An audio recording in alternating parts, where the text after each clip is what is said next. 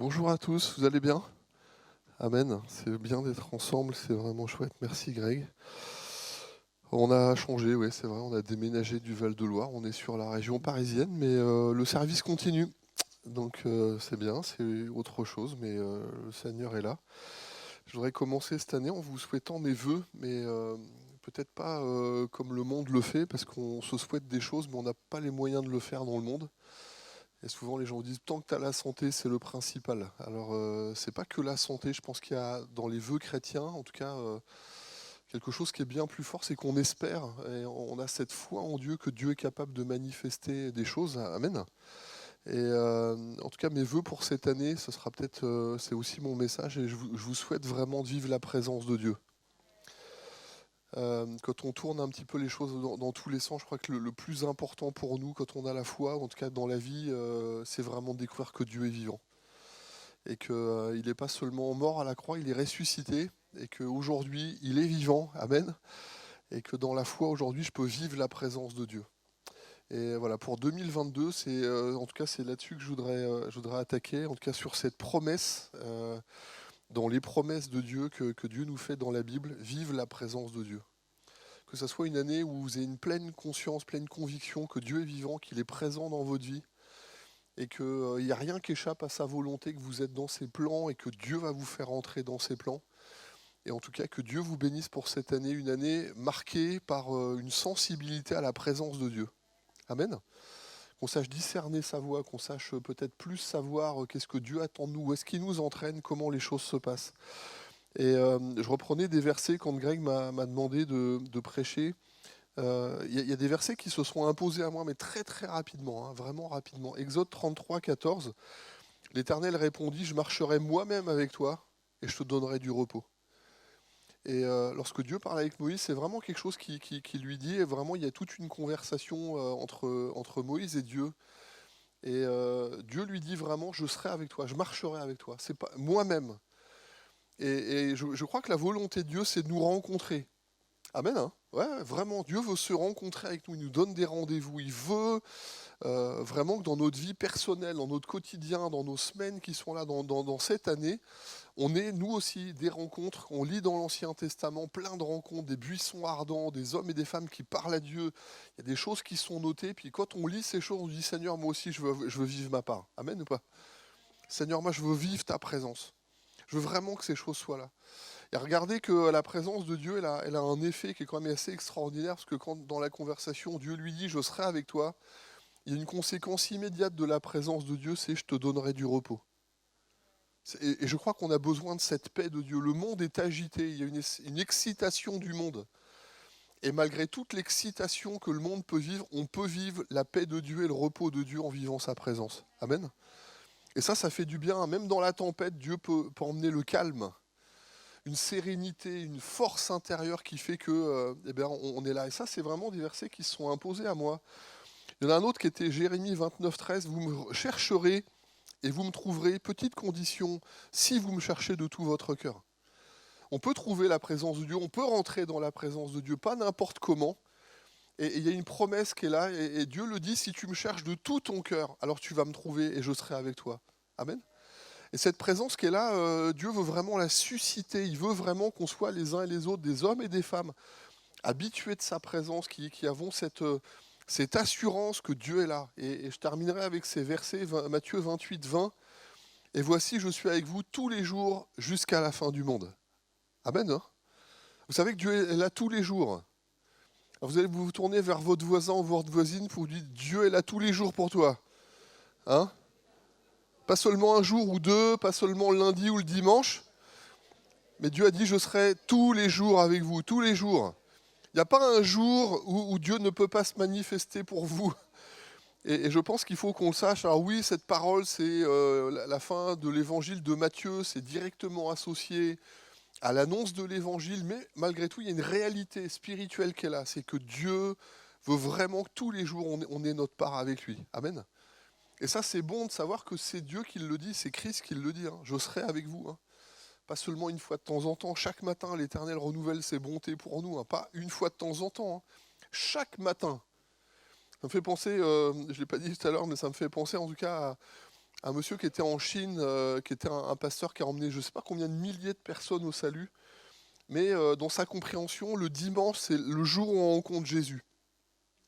Alors lundi, mardi, mercredi, samedi, voilà, jusqu'au samedi dans la semaine, Dieu est là, mais non, non, on le rencontre vraiment le jour de la grâce, c'est le dimanche.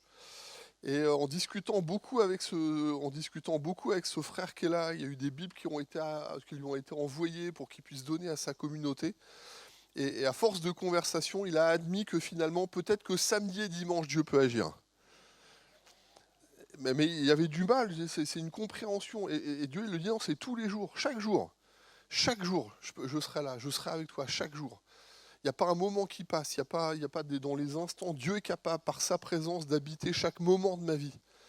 Et ça, je crois qu'on a besoin de le mettre. Alors, en travaillant pour aujourd'hui, j'ai quand même, moi aussi, fait mon travail en essayant de regarder qu'est-ce que c'est les promesses. C'est quoi, en fait, ces promesses? C'est l'action de promettre.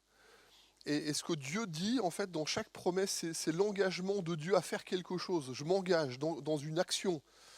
Et la présence de Dieu, Dieu a dit, je serai avec vous. Il le dit à Moïse, il le dit à d'autres, et il le dit beaucoup dans l'Ancien Testament, et on l'a aussi dans le Nouveau. Et je crois que la promesse de Dieu, c'est que Dieu s'engage à nous rencontrer et à pouvoir passer du temps avec nous. Je ne sais pas si vous êtes comme moi, mais quand je lis les textes de la Bible, je me rends compte, Seigneur, à certains moments, j'aurais vraiment voulu vivre le jardin d'Éden. Je ne sais pas si vous avez vu. Quand vous voyez Adam et Ève, vous lisez les textes du jardin d'Éden, l'Éternel était là dans le jardin, il visitait Adam et Ève, il parlait face à face avec eux. Je dis, voilà, Seigneur, ça devait être quelque chose. Hein.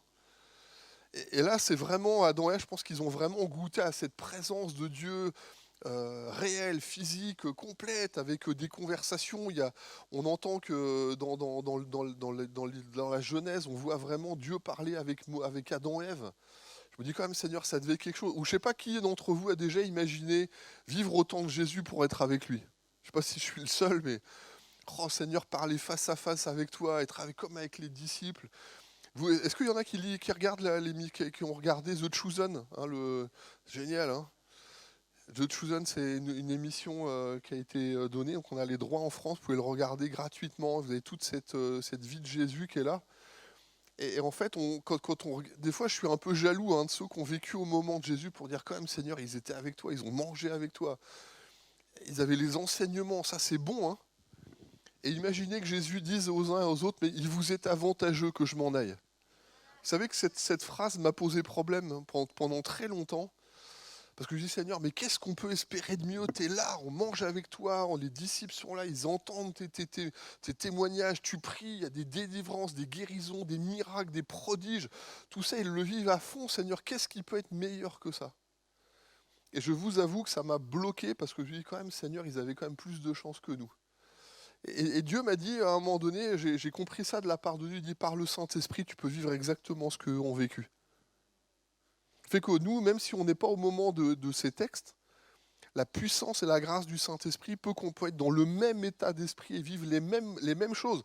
Et la promesse, c'est que Dieu a un engagement envers nous pour dire tu vivras à ma présence parce que je le veux aussi pour toi. Amen, ça c'est bon. Hein. La promesse, la grande promesse avec un P peut-être majuscule selon la Bible, c'est l'engagement qu'a pris Dieu d'envoyer le Messie à son peuple. Et vous savez que ça, cette promesse, elle est accomplie. Hein. Il a envoyé Jésus-Christ. Et nous savons, puisque nous l'avons vu, et cette révélation nous a été donnée, c'est le Fils en qui Dieu a mis toute son affection. Écoutez-le et obéissez à toutes ces choses. Et je me dis merci Seigneur. Parce que tous ceux qui l'ont entendu aujourd'hui, Dieu a fait de nous des fils de la promesse. C'est les croyants. Tous ceux qui croient en son nom sont des fils de la promesse. Amen. Hein. Imaginez un petit peu ces choses. Fils de la promesse, parce que Dieu a envoyé le Messie, mais aussi des fils de toutes les promesses, parce que tout ce que Dieu dit, il ne le dit pas à l'un et pas à l'autre. Ce que Dieu te promet, ce que Dieu a promis à Abraham et à tous les autres, il te le promet à toi aussi dans la foi. Hein. C'est-à-dire qu'on peut, toutes ces promesses qui sont là, on peut les vivre, et ça, c'est vraiment une grâce. Alors je me suis interrogé, en fait, parce que vraiment, je me suis dit, Seigneur, c'est vraiment la présence de Dieu. Qu'est-ce qui peut être le plus merveilleux aujourd'hui? Ce qui a vraiment été sur mon cœur, c'est vivre la présence de Dieu. Alors qu'est-ce que ça signifie être dans la présence de Dieu? Être dans la présence de Dieu, c'est peut-être se tenir dans sa présence. Et pour comprendre un petit peu les choses, je crois qu'on a besoin à un moment donné de prendre conscience ou avoir conscience de la présence divine au moment où l'on vit les choses et au moment où Dieu agit. Vous savez que Dieu agit dans l'Église en particulier ou pas? Amen. Ouais. Vous n'avez pas l'air convaincu là. On vient, pour beaucoup de croyants, le rassemblement chrétien, le rassemblement de ceux qui confessent le nom de Jésus, c'est un endroit particulier. On sait que il va se passer quelque chose et que Dieu est là. Qu'il est doux pour des frères de demeurer ensemble. C'est comme l'huile précieuse qui coule sur la barbe d'Aaron, psaume 133, puis d'un seul coup il dit, c'est là que Dieu envoie la bénédiction. Et on sait que quand, c'est pas que le bâtiment qui est ici, hein, mais j'ai envie de dire, quand on se réunit à la maison, quand on est comme ça avec des amis, puis qu'on est ensemble, et puis qu'on est plus que simplement on boit un coup, on mange ensemble, mais quand c'est les familles qui se réunissent, quand on est ensemble, et puis que d'un seul coup, ceux qui craignent l'Éternel se parlent l'un à l'autre, puis un livre du souvenir est ouvert. Puis d'un seul coup, quand on est ensemble, on ne veut pas seulement partager un moment où on mange ensemble, mais on est là en train de dire ce que je voudrais, c'est une source de bénédiction, puis je vais prier pour toi, on va prier pour nos épouses, on prie pour les enfants, on prie pour nos parents, on prie pour ceux qui sont autour de nous, puis d'un seul coup, là où on se trouve, il y a comme quelque chose qui est en train de s'ouvrir, qui est plus grand. Pourquoi? Parce qu'on a conscience que l'enjeu qui est là, notre prière peut changer les choses. Et partout où on est, quand on grandit dans cette conscience de la présence de Dieu, eh ben, il y a quelque chose de différent. Au démarrage, on a besoin de sentir que Dieu est là.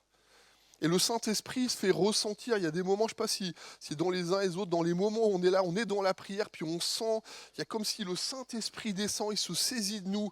Il y a dans nos cœurs quelque chose de particulier qui est en train de se passer. Mais même au niveau physique, quelquefois, il y en a qui disent, moi j'ai le frisson, j'ai comme tout mon dos là qui me prend, ou alors j'ai les poils qui s'hérissent, puis je me dis, Dieu est là. Et on est capable de dire physiquement que la présence de Dieu, il y a comme quelque chose, on sent que Dieu est à l'œuvre à ce moment-là. C'est vrai ou pas? Ouais. Et quand on a expérimenté ça, on dit là, il y a vraiment la présence de Dieu qui se fait sentir. Mais c'est plus que simplement des moments où on le sent. Ce que Dieu veut, c'est qu'on passe du sens à la conscience. Il est là parce qu'il a dit qu'il serait là. Et j'ai fait exprès de vous donner ces textes au démarrage pour dire, c'est une promesse. Dieu a dit, je serai avec vous, je vous donnerai du repos, je me manifesterai, je me rencontrerai avec vous, puis vous saurez que je suis là. Pas simplement parce que physiquement, on est dans le lieu où Dieu veut que les choses se passent. Mais quand vous êtes dans votre chambre, vous êtes tout seul chez vous, vous savez ce qui se passe quand vous êtes tout seul chez vous dans la prière? Quand tu pries, entre dans ta chambre, ferme la porte et ton Père qui est dans le lieu secret, il est déjà là pour être avec toi. Hein. Amen. C'est qu'à la maison, tout seul, la présence de Dieu peut se manifester. Et on sait qu'on a besoin de ces choses-là. Vous savez, quand d'un seul coup, vous passez dans la conscience, la pleine conviction, il y a quelque chose dans vos cœurs, dans vos âmes, dans vos raisonnements qui dit Dieu est là et je suis dans sa présence. Vous savez que Dieu est là ce matin? La louange il y a un bon moment, on sent que les chants étaient là, ont été portés, on a chanté, on a mis de l'emphase, on était en train de se réjouir dans toutes ces choses qui ont été vécues, mais ce n'est pas simplement le fait de savoir. C'est oui, il était là, on le sent physiquement, ou peut-être que vous ne l'avez pas senti, mais vous savez, ce matin, Dieu est présent au milieu de nous. Et on a vraiment besoin de comprendre ces choses-là. On a besoin de prendre conscience que sa présence aussi, elle est le reflet de notre obéissance de la parole de Dieu. Si vous voulez grandir dans cette conscience, c'est en lisant la Bible que vous allez le découvrir. Je sais que Dieu est là, je sais que je fais sa volonté. Pourquoi? Parce que cette parole qui est ici, je m'en nourris, parce que je sais comment Dieu agit. À chaque fois que vous ouvrez la Bible, Dieu est en train de vous parler. Et vous êtes dans la présence de Dieu quand vous ouvrez la Bible. Amen ou pas? Je ne suis pas sûr qu'on ait toujours conscience que ouvrir la Bible ou lire la Bible, ce n'est pas un roman. Hein. C'est la parole de Dieu, c'est Dieu qui est capable de me parler au travers de ces textes. Dieu est capable de me parler face à face. De dire où j'en suis, de me raconter comment je vais. Quand vous l'ouvrez la Bible, vous êtes comme devant un miroir et Dieu vous renvoie qui tu es, qu'est-ce qui est autour de toi dans ton contexte. Non seulement on voit le miroir, quand on lit la Bible, on voit bien sûr le miroir qui est en face de nous. Mais on se voit aussi dans le miroir, on voit comment est-ce qu'on est, on voit le contexte de nos vies. Et Dieu nous aide à corriger les choses. Ce qui fait que quand j'obéis à la parole de Dieu, la présence de Dieu se manifeste et on a vraiment besoin de comprendre que la présence de Dieu, elle est là. Alors il y a un petit secret pour la présence de Dieu. Je ne vais pas vous dire que la présence de Dieu, c'est hyper simple, c'est hyper facile, il n'y a rien à faire. Il y a une chose à désirer ardemment. La présence de Dieu, on a besoin de la désirer ardemment. Je vous lis des textes. Hein. Psaume 27, verset 4. Je demande à l'Éternel une chose que je désire ardemment. Je voudrais habiter toute ma vie dans la maison de l'Éternel pour contempler sa magnificence de l'Éternel et pour admirer son temple. Je désire ardemment. Je ne sais pas si vous le vivez comme ça. Tu sais qu'il y a une espèce d'intensité, il y a comme une espèce de feu qui est là. Il y a comme un désir. Oui, qu'il est doux pour de demeurer ensemble pour des frères. Ah, j'ai de la joie quand on me dit allons à la maison de l'Éternel. Pas toujours. J'ai pas toujours envie d'aller à la maison de l'Éternel. Je suis fatigué, je suis malade, je suis pas bien. J'ai pas envie. Connaissez ça? J'ai pas envie. Les ados, ils le disent direct, hein, vous le savez. Hein. J'ai pas envie. Mais comme on est grand, qu'on est spirituel, on va pas dire ça. Mais dans nos cœurs, des fois, j'ai pas envie. Et pourtant, là, le psalmiste, il dit, moi, je demande une chose, je demande ardemment. Il y en a un autre. Regardez Psaume 42, versets 2 à 4. Comme une biche soupire après des courants d'eau, ainsi mon âme soupire après toi, ô Dieu. Mon âme a soif de Dieu, du Dieu vivant. Quand irai-je et paraîtrai-je devant la face de Dieu? Mes larmes sont ma nourriture jour et nuit, pendant qu'on me dit sans cesse où est ton Dieu. Je me dis, Seigneur, quand je lis ces textes, vous sentez l'intensité, le désir, la volonté, la détermination de ceux qui parlent pour dire, je veux rentrer dans la présence de Dieu, je veux vivre la présence de Dieu. Alors je vous décris la scène. J'étais avec un pasteur américain, et puis il me dit, nous, pour qu'on ait des jeunes à la réunion de jeunes, hein, il faut qu'il y ait de la bonne musique, il faut de la bonne louange, il ne faut pas prêcher trop longtemps, il faut du coca, il faut de la pizza, et encore, je lui dis vraiment, il ne faut pas que ça dure trop longtemps. Mais s'il n'y a pas tout ça, on n'a pas les jeunes. Et l'anecdote, c'est que je suis allé en Afrique, j'étais au Burkina Faso, et pour une réunion de jeunes, il n'y a pas de coca, hein, il n'y a pas de pizza. Et les jeunes qui sont venus, ils ont fait 4 heures de marche. Pour certains, entre 3 et 4 heures de marche. Et quand ils arrivent, c'est jeûne et prière, parce qu'il n'y a rien à manger, il n'y a rien à boire. Mais il y a une intensité, il y a une volonté, il y a un désir, il y a un feu. Ils passent des heures.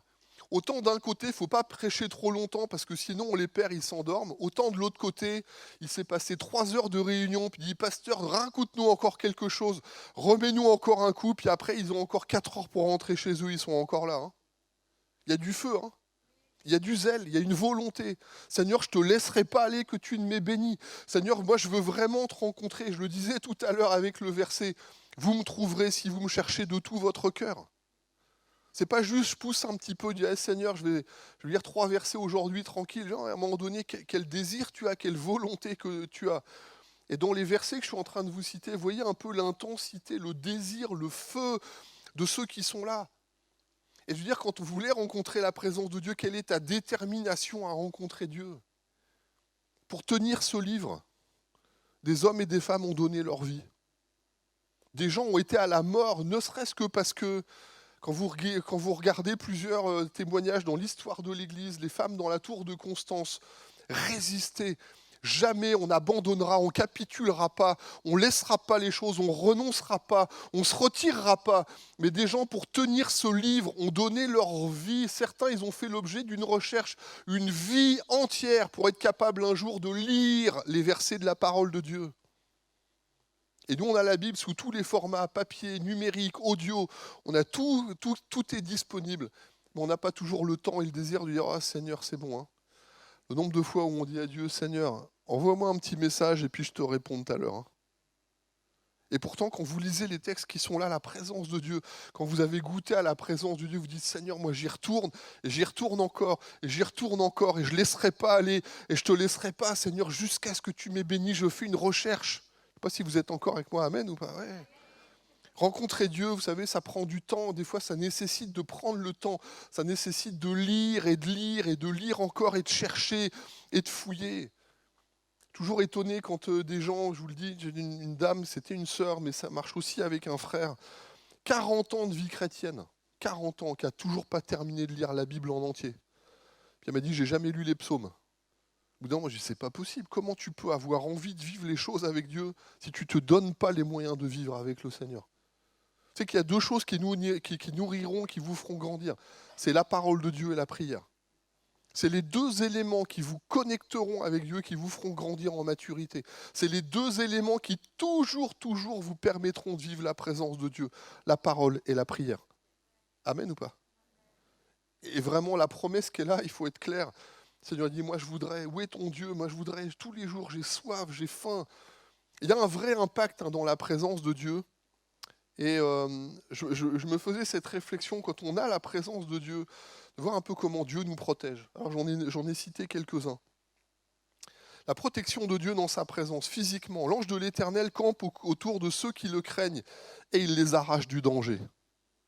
Ça vaut la peine de vivre la présence de Dieu, bien-aimé. Hein. Amen. Hein. Imaginez que dans la présence de Dieu, Dieu dit « je vous arracherai du danger ». Parce que dans la présence de Dieu, il y a les conseils de Dieu, il y a les orientations de Dieu. Il y a Dieu qui combat pour nous. Quand on est dans la présence de Dieu, on se met sous son autorité. Puis c'est Dieu qui combat pour nous. Je n'ai pas besoin de m'inquiéter parce que je sais que Dieu est là. Je l'ai vécu, ça. Pendant des années, je travaillais dans un abri d'urgence pour les SDF, un CHRS, pour les SDF. Et je vous avoue que dans les 4 années, j'ai été attaqué à la batte de baseball, attaqué au pitbull, au cran d'arrêt, à la bombe lacrymogène. 3 fois, on a cassé ma voiture, on a foutu le feu dans ma voiture. J'ai été menacé de mort plusieurs fois. Je vous garantis que j'ai appris que de la présence de Dieu nous protège vraiment. Un jour, j'étais comme ça dans la rue. C'était un garçon qui avait pris 8 ans de prison pour agression avec violence. Donc 8 ans de prison, c'est quand même grave. Et le gars, il est dans la rue, il est alcoolisé, il me voit, il me dit « je vais te crever », il sort l'écran d'arrêt, il me dit « je vais te défoncer, je te crève », et il sort l'écran d'arrêt, il m'attaque. Et à ce moment-là, j'ai vraiment, vous savez, dans ces moments-là, vous avez une ambiance de prière silencieuse qui est très forte. Hein. D'un seul coup, vous priez vite et ça se sent. Et vraiment, devant Dieu, je dis « au nom de Jésus, il dit, tu ne me toucheras pas parce que Dieu me protège ». Et le gars, il s'est arrêté. Il a été comme tétanisé sur place, il criait, il hurlait, il tapait dans les murs. 15 minutes plus tard, il était à genoux et je priais pour lui. C'est ça la puissance de Dieu. Et je pense qu'on a vraiment besoin de comprendre que la présence de Dieu, ce n'est pas une présence supposée de Dieu. Je me faisais la remarque, je disais ce matin, je ne sais pas si vous avez fait attention dans votre Bible, mais entre Malachie, le dernier prophète dans l'Ancien Testament, et Matthieu, le premier livre du Nouveau Testament, il y a 430 ans. Je tourne une page de ma Bible. Hein. Je fais les prophètes là. Je tourne une page de ma Bible et je vais dans l'évangile de Matthieu. Entre les 2 pages, il y a 430 ans de silence.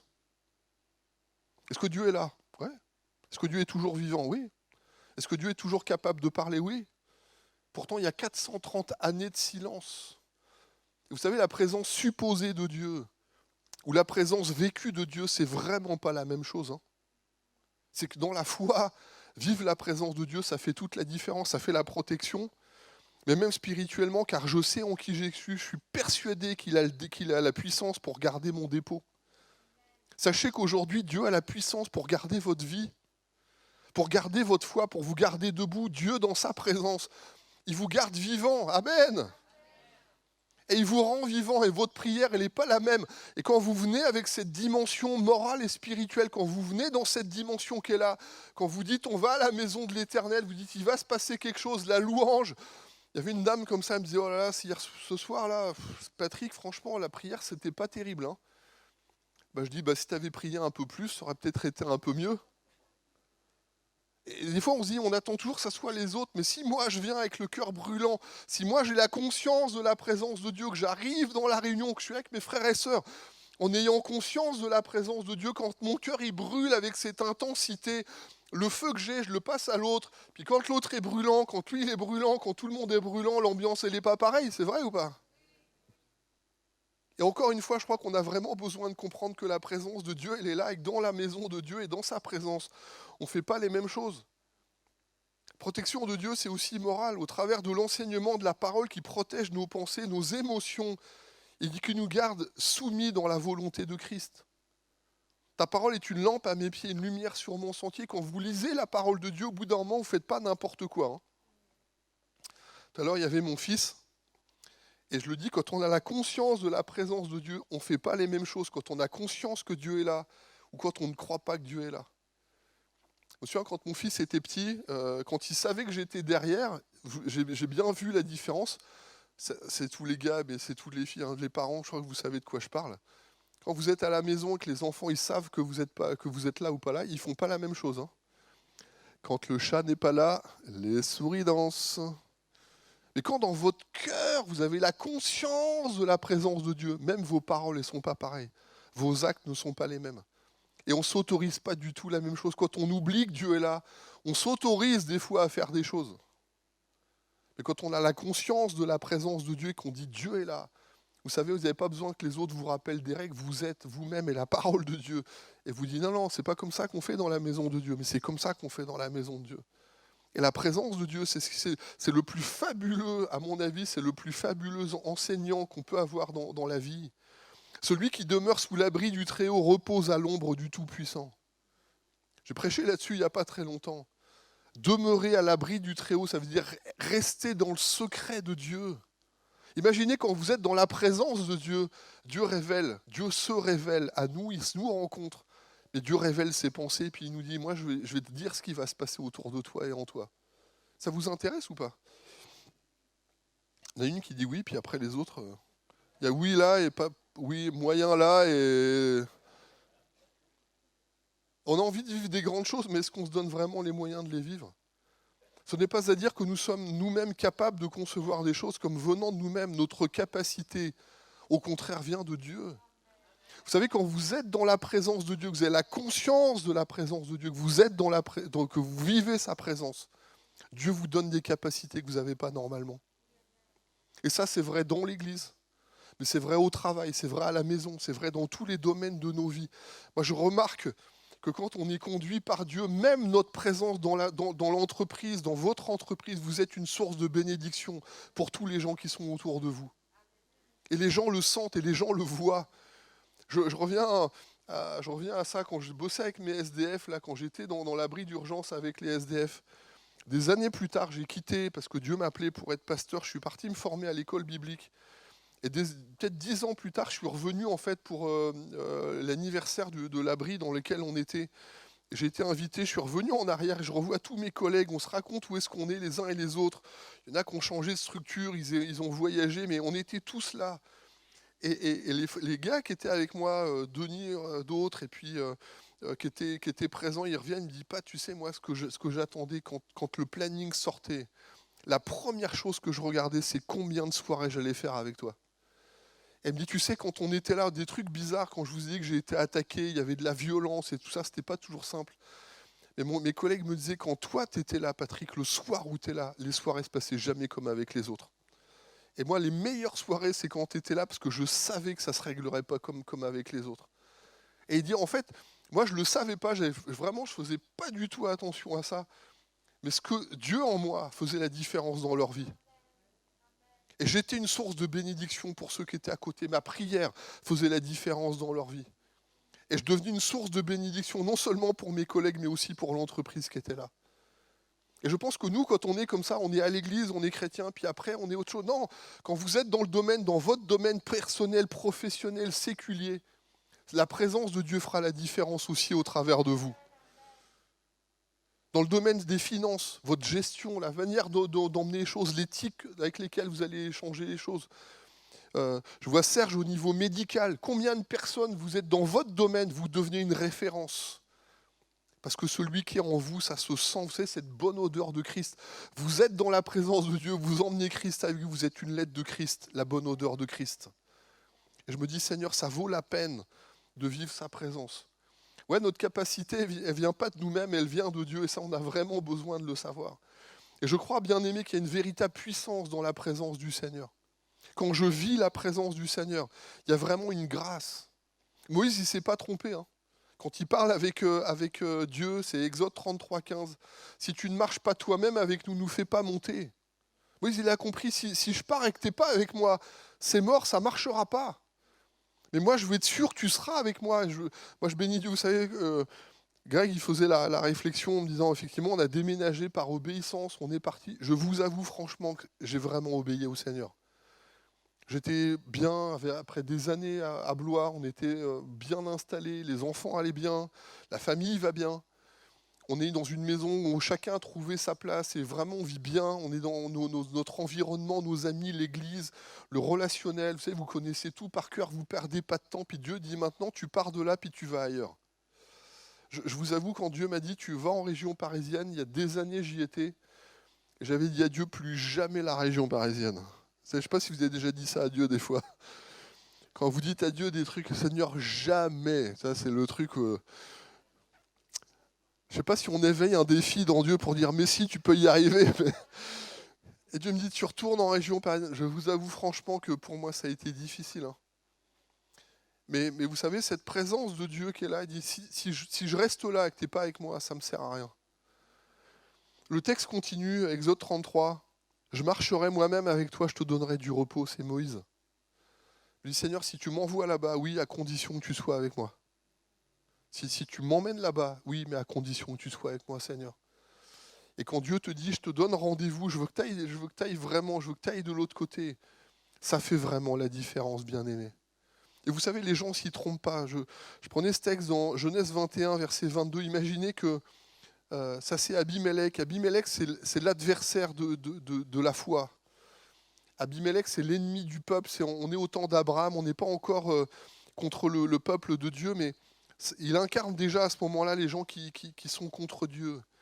Et Abimelech vint parler en ces termes à Abraham. Imaginez un petit peu l'ennemi de la foi qui parle. Dieu est avec toi dans tout ce que tu fais. Tu sais, des fois, nous, on est inconscient de la présence de Dieu en nous. On cherche Dieu, on veut voir la présence de Dieu. Mais des fois, on est inconscient de la présence de Dieu. Et c'est les gens qui sont en face de nous qui nous disent « Dieu est avec toi ». C'est vrai ça, hein? Nous, on ne sait pas, on a des fois du mal à saisir, à sentir. Et pourtant, Dieu dit « Mais ce n'est pas une carotte, mais je serai avec vous tous les jours ». Il y a vraiment cette grâce. Et les gens du dehors ne s'y trompent pas. Quand vous êtes dans la présence de Dieu, ça se voit, ça se sent, ça se manifeste. La présence de Dieu, quand vous êtes inondé de la présence de Dieu bien-aimé, ça fait la différence autour de vous. Et ça fait la différence en vous. Et je voudrais vraiment vous laisser, en tout cas, cette parole, cette promesse en début d'année. Je ne vais pas vous cacher qu'il y a des conditions qui sont attachées à l'obtention et au maintien de la présence de Dieu dans nos vies. Si la présence de Dieu, elle est là, elle est souhaitée, que Dieu veut manifester sa présence en nous, il y a quand même des conditions. J'ai trouvé ça dans 2 Chroniques au chapitre 14. Il y a un roi qui, à un moment donné, invoque l'Éternel. Asa invoqua l'Éternel, son Dieu. Il dit, Éternel, tu peux tout, aussi bien venir en aide aux grands qu'aux faibles. Viens à notre aide, Éternel, notre Dieu. Car c'est sur toi que nous nous appuyons. Nous sommes venus en ton nom contre cette multitude. L'Éternel fit battre les Couchites par Asa. Alors c'est un peuple qui est là. Il y a plusieurs traductions par rapport à ce texte qui est ici, mais d'ailleurs je crois qu'il y a une erreur. C'est 2 Chroniques 14, c'est pas 2 Chroniques 15, c'est 2 Chroniques 14. Et on sent que Asa, il a demandé à Dieu, il dit Seigneur, il y a des défis devant moi, j'ai besoin que tu sois avec moi. Et dans sa prière, Dieu l'a exaucé puisque Dieu lui a donné effectivement la victoire contre ses ennemis qui sont là. Mais vous savez, cette victoire qui est là, quand Greg parlait des 10 lépreux, je pense que les uns et les autres, il faut qu'on apprenne véritablement à rendre gloire à Dieu pour tous les succès de nos vies. Si vous allez bien, ce n'est pas parce que vous avez bien bossé. Oui, vous avez bossé, c'est sûr. Mais aussi parce que Dieu vous a fait grâce. Parce que dans la présence de Dieu, dans le temps que vous avez passé dans sa présence, il vous a aussi montré comment faire les choses. Et je crois que toutes nos réussites, il faut rendre grâce à Dieu pour ce qui s'est passé. Vous savez, ça vient de Dieu, ça vit par Dieu, ça revient à Dieu dans la gloire. Et je crois qu'on a vraiment besoin de comprendre que dans tout ce qu'on vit aujourd'hui, Seigneur, tu as été avec moi. Si j'ai pu faire ces choses, tu as été avec moi. Si j'ai pu accomplir cette œuvre, tu as été avec moi. Seigneur, le temps, tu m'as aidé à le gérer.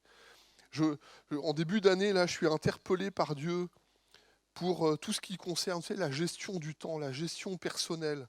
Et je me rends compte que même nos jours de repos, si on ne les met pas, si on ne demande pas à Dieu de les gérer, on ne se repose pas. Je ne sais pas si vous êtes comme moi. J'ai eu un peu de temps à Noël, j'ai eu quelques jours. Et puis malgré tout, je reviens après 3-4 jours là, de repos. Puis je me dis en fait, la charge, elle n'est pas partie. C'est comme si quelque chose ne s'est pas renouvelé en moi.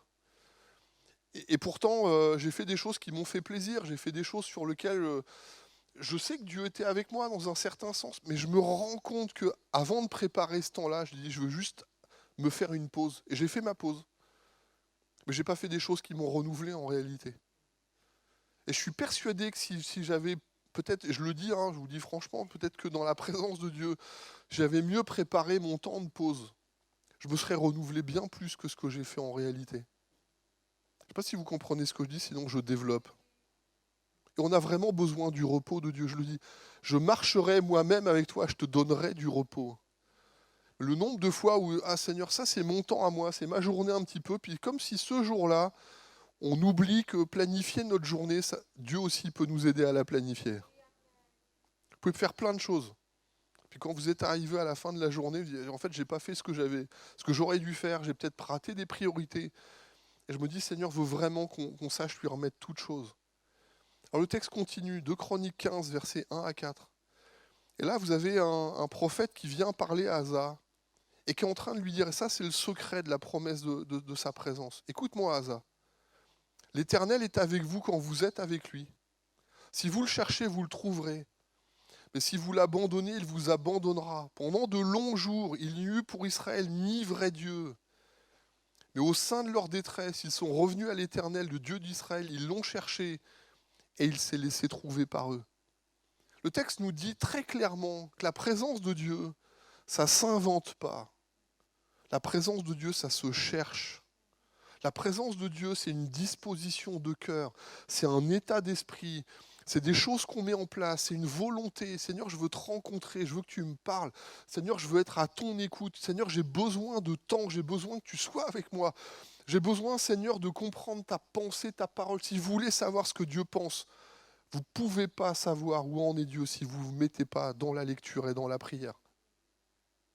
Les deux éléments qui vous développeront votre vie spirituelle, la parole et la prière, si vous le négligez, la présence de Dieu passera à côté.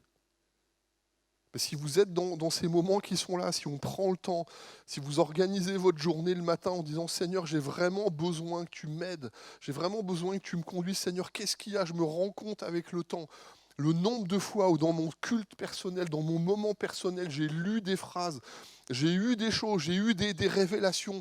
Et dans la journée, dans toutes les choses qui m'ont surpris dans la journée, le nombre de fois où j'ai été étonné que j'étais confronté à des situations et en fait le matin j'avais lu des versets et des références. Dieu préparait ma journée dans sa présence. Amen ou pas? Et je pense qu'on ne peut pas faire l'économie, bien aimée, pour cette année, mais pour tous les jours de votre vie, de vraiment être des gens qui s'habituent à cette promesse de la présence de Dieu. Je vais terminer. Selon les Écritures, votre premier et votre principal souci est de continuer à chercher Dieu pour vous assurer sa présence à vos côtés. S'il y a une promesse aujourd'hui où Dieu dit « je serai avec vous », c'est la promesse de Dieu, mais dans cette promesse, il y a quand même des choses à faire. Oui, Dieu peut se manifester comme il veut. Quand on était loin de Dieu, hier soir j'étais à MLK, il y a des jeunes, ils rendaient témoignage. Je me souviens de cette jeune femme qui était là, c'est juste d'hier soir. Elle est à MLK pour la première fois de sa vie, famille musulmane. Et le 21 mars de l'année dernière, en fait, Dieu se révèle à elle avec une révélation directe de la sainteté, de la divinité de Jésus. Elle est convaincue par révélation. Elle cherche Dieu dans le Coran, elle n'y arrive pas. Il y a une révélation de Jésus. Et le 21 mars, Dieu lui parle avec une révélation de Christ. Je vous avoue franchement que je suis jaloux, moi. Parce que j'ai jamais eu des révélations comme ça. Mais je pense que même pour sortir de l'islam, il y a besoin de ce genre de présence et de révélation. Elle était là pour la première fois à l'église hier soir. Et le premier jour, elle est là, elle rend témoignage et rend grâce que c'est la présence de Dieu qui l'a conduit. Je dis franchement, Seigneur, ça, c'est vraiment ce qu'on a besoin aujourd'hui. Amen. Et je crois bien aimé que s'il y a vraiment un souci qu'on doit avoir dans le temps, c'est d'être des habitués de la présence de Dieu, mais pas seulement de venir une fois de temps en temps, puis dire, écoute Seigneur, avec le temps, tu sais que j'ai le Seigneur, laisse-moi un message. Non, non, on a besoin de s'habituer. Dire, Seigneur, tous les jours, j'ai besoin de ta présence. Je veux être un habitué tous les jours avec toi. Je ne sais pas combien de maris ou de femmes accepteraient que leur femme ou leur mari ou leurs enfants, écoute, t'inquiète pas, papa, je sais que tu m'aimes, mais une journée par semaine avec toi, ça me suffit, quoi. Je ne crois pas qu'il y ait des pères avec leurs enfants, avec leurs ados, qui accepteraient qu'ils disent, écoute, juste une journée, une matinée par semaine, ça me va bien avec toi. Le reste, t'inquiète pas, je me débrouille. Hein. Et on a un Père dans le ciel. Amen ou pas? Ouais. Qui tous les jours a des choses à nous dire, qui veut qu'on vive notre quotidien avec lui. Et Dieu a des choses à nous dire. et beaucoup de plus de choses à nous dire qu'on pense. Et Dieu, dans ces choses qui doit, dans notre quotidien, il y a tellement de choses à résoudre, que Dieu a tellement de conseils que si on ne prend pas le temps suffisant pour être devant lui, on passe à côté des choses. Et je crois qu'on a vraiment besoin d'apprendre et de comprendre ça. Prendre quelques clés pour cultiver sa présence. Je les ai notées, mais vraiment très très vite. Il y en a sûrement d'autres. J'en ai noté 10, mais il y en a sûrement beaucoup plus que ça. L'amour et la sainteté, c'est si on n'est pas conduit par l'amour de Dieu, si l'amour de Dieu ne nous saisit pas, c'est que la bonté du Dieu nous pousse à la repentance. Et quand on a goûté à l'amour de Dieu, on se dit Seigneur, c'est tellement grand. Quand on comprend cet amour, on a envie de se mettre à part pour Dieu. Seigneur, je veux du temps avec toi. C'est que c'est bon de se sentir aimé. Hein. Et les gens qui nous aiment, on aime passer du temps avec eux parce qu'ils savent nous parler, ils savent prendre soin de nous. Et quand vous passez du temps avec Jésus, vous vous rendez compte de toute la différence. Le jeûne et la prière. Le jeûne tout seul, ça ne marche pas. Hein. Le jeûne et la prière. Parce que des fois, on fait des choses, mais c'est plus pour nous que pour Dieu. Et Dieu, il ne se laisse pas tromper quand on est en train, dans ces moments-là, prendre du temps, arrêter les choses. L'atmosphère de louange. Nourrissez vos cœurs de louange, nourrissez vos âmes avec la louange. Parce que Dieu siège au milieu de la louange de son peuple. Et vous savez, je le dis comme je le vis, des gens qui ont l'habitude de remercier Dieu, c'est des gens qui sont des habitués de la louange. Mais quand vous n'avez pas l'habitude de dire merci à Dieu, votre louange, c'est compliqué de rendre la louange à Dieu. Quand on n'a pas l'habitude de dire merci à Dieu. Ça marche ou pas? Je suis sûr qu'il y en a certains qui doivent se... Quand vous prenez l'habitude de ne pas remercier Dieu pour les choses, votre louange, elle est difficile. Mais quand vous apprenez à remercier Dieu pour ce qu'il vous donne, votre louange elle devient très simple. Et vous trouvez plein de choses à dire. Et dans la louange, Dieu, il est souvent juste au bout. La parole de Dieu, la méditation de la parole, la crainte de Dieu, la foi, la communion fraternelle, la prière. La communion fraternelle, c'est vraiment un endroit où on peut vivre la présence de Dieu. Je prie pour toi, tu pries pour moi. Quand on prie les uns pour les autres, à un moment donné, Dieu nous donne des révélations. Puis Dieu peut nous donner des paroles pour l'un ou pour l'autre. Puis on dit, Seigneur, c'est bon. Et quand on est comme ça, c'est bon, on se retrouve. Il y a des gens qui veillent sur moi. Et en fin d'année, il y a des amis qui étaient avec nous. Et puis Rachel me dit, Pat, est-ce que d'habitude, on a l'habitude de se retrouver, et puis on n'a pas pu le faire. Puis elle me demandait, elle me dit, quel mot tu mettrais pour 2021, quel mot tu mettrais pour 2022? Alors, elle m'a pris un peu à froid, là, je ne savais pas trop quoi répondre au début, et puis j'ai dit 2021, turbulence, secoué dans tous les sens, pris de tous les côtés. Mois de novembre, là, mois de décembre, pendant 7 semaines, j'ai pas arrêté d'être sur la route, j'ai passé 3 jours à la maison, j'avoue franchement que c'était compliqué. Et juste sentiment d'être ballotté de tous les côtés et de manquer des choses. Et elle me dit, mais quel mot tu mettrais alors pour 2022? Je dis 2022, résurrection. Renouvellement. Je le disais tout à l'heure, je vous donnais un petit mot très personnel. Même quand on est pasteur et on fait plein de choses, je prêche l'évangile, je partage sur la foi, je fais des prédications, je fais des enseignements, je vais à droite, ok. Et j'ai eu la chance cette année de pouvoir avoir un temps avec Eric et Rachel Dufour. Et on a fait un séminaire couple tous les deux, avec Nathalie et puis Eric et Rachel Dufour. Et Eric Dufour, il me dit, écoute, tu vas passer un moment chaque jour avec Dieu. Cultiver la présence de Dieu. Tu vas passer un moment chaque jour avec Dieu. Et la première journée, il me dit, tu vas passer 40 minutes. Et je le disais tout à l'heure, mais je vous le dis comme je l'ai vécu le premier jour où tu pars sans rien, tu prends pas ta Bible, tu vas méditer, tu vas penser à Dieu. J'ai vu que le premier jour, il m'a dit ça. Je suis parti sur les bords de Loire, c'est l'année dernière. Et je vous avoue franchement que je me suis gelé les fesses. Et j'ai rien vécu. Je suis rentré en me disant, mon temps, il était bidon, c'était creux, j'ai rien imaginé avec Dieu, j'étais complètement sec. Et ça n'a pas marché du tout. Et je vous avoue franchement que j'ai pas senti la présence de Dieu. J'ai rien vécu, j'ai rien ramené. Et puis le premier jour, il nous demande alors comment ça s'est passé. Je dis, écoute, je vais être vrai avec toi, c'était nul, quoi. Et puis on recommence, mais aujourd'hui c'est 45 minutes. Et je change d'endroit et je vais dans un autre endroit, toujours sur les bords de Loire. Et là encore une fois, je me gèle. Et au bout d'un moment, je dis à Dieu, Seigneur, je me sens abîmé de l'intérieur. Je me sens vraiment cassé. Il y a tellement de choses, il y a eu tellement d'événements. Seigneur, je me sens cassé de l'intérieur. Où est-ce que tu es en fait? Et je suis dans l'ombre et à un moment donné, vraiment, j'en ai marre. Je dis, ouais, j'en ai marre, je me barre. Je me dis, ouais, ça sert à rien, je perds mon temps, je me barre. Et juste au moment où je me lève, je vois un rayon de soleil là, qui frappe juste à côté de moi. J'ai pris la photo. Et en fait, ce que j'avais pas fait attention, c'est que le rayon de soleil était tellement magnifique. À 50 mètres de moi, il y avait dans les buissons, et je le voyais pas en premier. Regarde, j'étais juste à côté. Une carcasse de voiture qui avait été complètement calcinée. Et c'est comme si Dieu me dit, mais vraiment, je l'ai vécu comme ça. Il me dit, je sais que tu es dans cet état-là. Je voyais la bagnole cramée. Et je dis à Dieu, en fait, je me sens comme cette bagnole qui a été détruite. Je me sens cramé de l'intérieur. Et comme si Dieu dit, mais je sais que tu es comme ça. Et c'est pour ça que j'éclaire la situation. Et toute la semaine, oui, franchement, cette semaine, je me suis gelé les fesses toute la semaine sur le bord de Loire. Mais à un moment donné, de retrouver le sens de la présence de Dieu qui est capable de vous parler par plein de choses.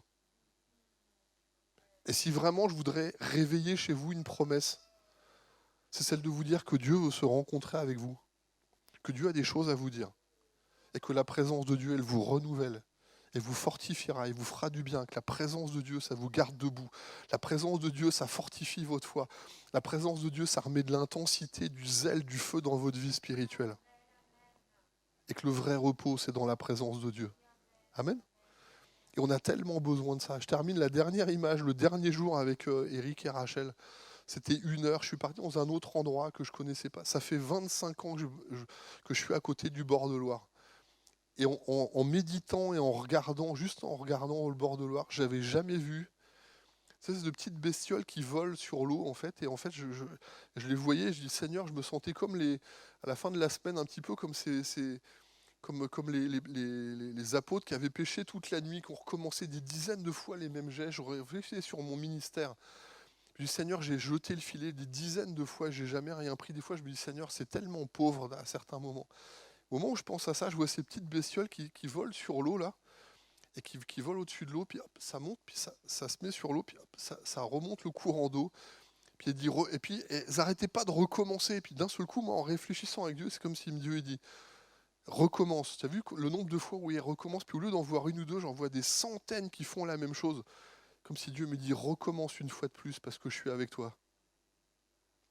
C'est la présence de Dieu, ça peut vous répondre d'une manière où vous n'y attendez pas. Mais il faut chercher la présence de Dieu de tout votre cœur. Le premier jour, je n'étais pas disposé, j'ai rien vécu. Les jours d'après, j'ai cherché la présence de Dieu. Dieu m'a répondu. Et les images que j'ai, je les ai notées parce que ça m'a fait du bien. Et je crois qu'on a vraiment besoin de développer ça. La promesse, ce n'est pas une carotte. Dieu veut se rencontrer avec vous, bien-aimés. Amen. On peut prier ensemble ? Merci parce que tu es le Dieu de toute grâce, de toute bénédiction. Et ma prière, Seigneur, c'est que chacun d'entre nous, on puisse grandir dans cette conscience de ta présence. Tu es le Dieu vivant, tu es vivant, Seigneur. Tu es vraiment le Dieu qui aujourd'hui est vivant, Seigneur. Tu n'es pas seulement mort, tu es ressuscité. Et tu es vivant. Et Seigneur, tu es à la droite du Père. Seigneur, il y a, là où il y a des délices éternelles et tu veux, Seigneur, te rencontrer avec nous. Tu veux révéler ton cœur, tu veux révéler tes pensées, tu veux révéler ta volonté. Seigneur, tu veux nous parler, tu veux que les fardeaux de nos vies deviennent doux et légers. Seigneur, tu veux alléger la charge mentale qu'on a. Tu veux qu'on soit des hommes et des femmes qui soyons la bonne odeur de Christ.